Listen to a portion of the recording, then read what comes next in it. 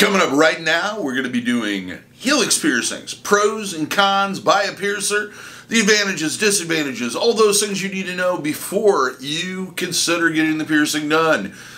Coming up right now, episode number 9.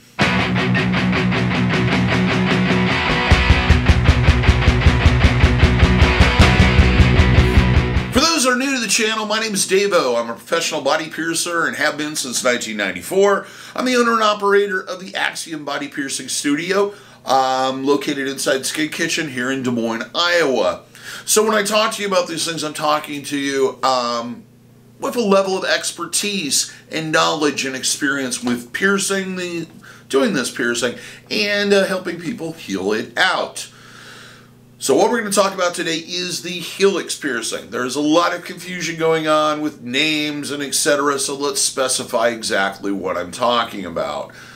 A lot of people like to call these Helix piercings, these upper ear cartilage piercings. They are upper ear cartilage piercings. They are not helixes. That would be like saying that the legs are the top of the table instead of the tabletop being the legs. The helix specifies this rim of raised cartilage in tissue that goes around the outside of your ear. When I'm talking about a helix piercing, we're talking about going through that at an angle that is straight through that ridge, either in the front, underneath the flap, so that it would be projecting this way, or you can do it at various different angles on the ear if your anatomy allows it. So what I'm going to do is I'm going to go through 5 pros, 5 cons, 5 advantages, 5 disadvantages of getting this piercing and things that you need to consider before getting it done. We'll start with the pros, advantages. The first one is this piercing usually heals out in about 8 to 12 weeks. It is not a long healing piercing. It can be a fairly easy, though at times it can be a little difficult, like any cartilage piercing can, but it's not a super long healing period. It's number 2, it's a nice alternative to normal cartilage piercings. It is not a very widely done piercing, except maybe in the process of doing a helix to helix industrial. You do not see a lot of them, especially in the front where the ring kind of hangs down over that flap of tissue that the forward helix is done through. Number 3. Can be done with a ring or a stud, or a ring or a stud can be, or stud style jewelry, can be worn in the piercing. They can be done with, usually a ring is preferable if you're doing the front one. You could also do it with small barbells. You can use Lobe studs, and you can line your ear kind of like this. And after it heals, you can wear a large variety of different types of jewelry, and it's a little broader than some other piercings per se, because you're not specifically stuck with that style of jewelry. Number 4. Can be done, as I kind of mentioned, into that natural smooth curvature of the ear, so it kind of gives a kind of a crowning, or I don't know, directional, almost compass-like method to it, if the placements are done correctly and you have the anatomy to do it, if that ridge is pronounced enough. Number 5, this is a well-tested piercing. I personally have been doing this piercing off and on, well, more on than off, since 1994, especially in the process of doing helix to helix industrials.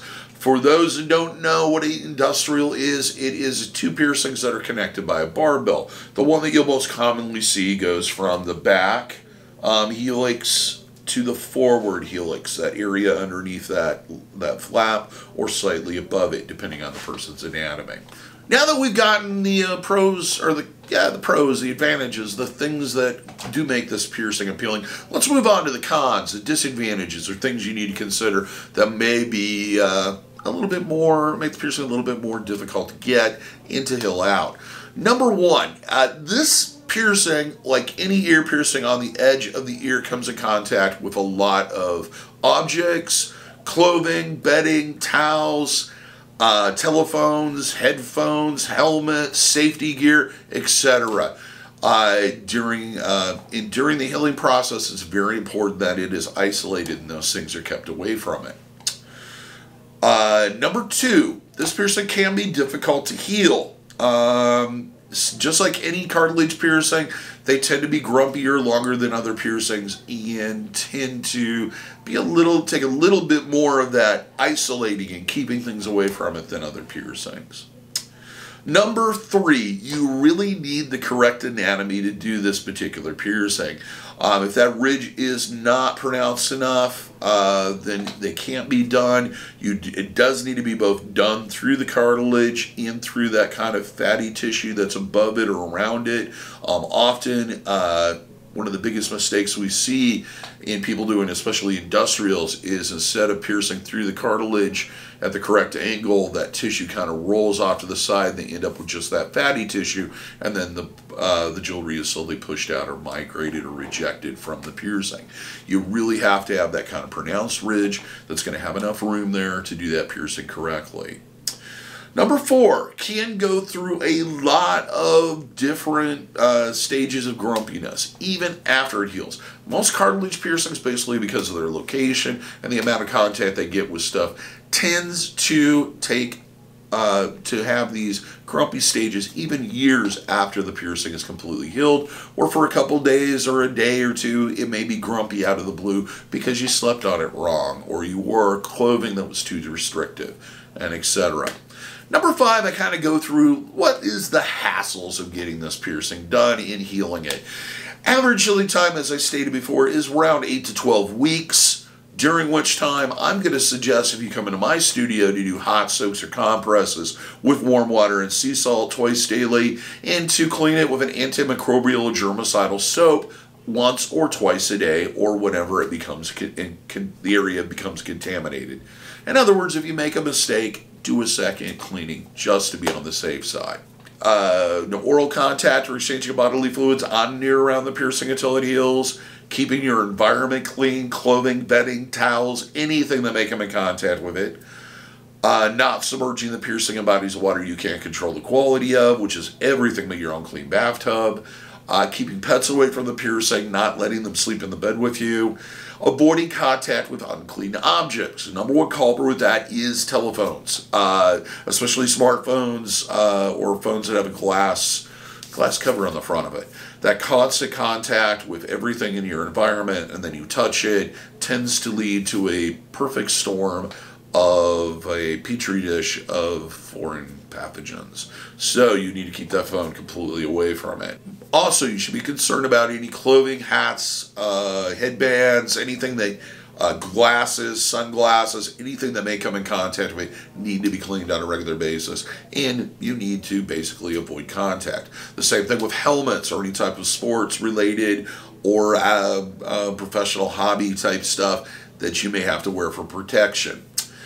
Abuse. Avoid sleeping on the piercing. You want to make sure you're sleeping on the other side or the back, or figuring out a way to elevate the jewelry in the piercing off the bed. Constant moving during the healing process and constant abuse that happens when you lay on piercings and sleep on them tends to cause problems and issues that are hard to get rid of once they start. So you can't sleep on it. If you're involved in any type of sport activity or competitive hobby which will require you to remove the jewelry, this is a piercing that you may want to consider not doing, because unless you're going to have 2-3 years of not competing and where it's not going to be an issue, constantly removing the jewelry and putting the jewelry back in will cause issues, including the piercing completely closing or possibly leading to an infection. This is really a piercing that once you do it, it needs to stay in, only taken out to replace for at least that first couple of years. Even after that, every time you remove the jewelry for any length of time, you're risking closure. The other thing to consider is if you have to wear any type of headgear for whatever hobby you have. Helmets, earmuffs, noise-canceling headphones, anything that may be constrictive or put a lot of pressure on it, I don't advise doing the piercing until you're done with the activity. Other than that, it's a fairly decent, easy, quick heal. If you take care of it properly, you have the proper anatomy, and keep things away from it. Other than that, that's all I have to talk to you about today. I hope that you gained enough information to make an educated decision about whether or not this piercing is correct for you.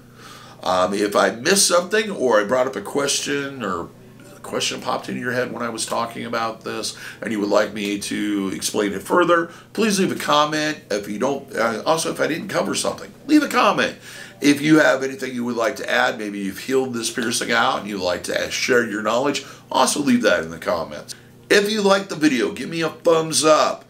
If you would like to see further videos on tattooing, piercing, and body art in general, please subscribe. We post videos here 3 to 4 times a week that cover tattooing and piercing and have new shows and episodes and so forth in the planning stages. So, to make sure you don't miss one, go ahead and subscribe. Other than that, if you're in the Des Moines, Iowa area, I hope to see you for your piercing needs in the future.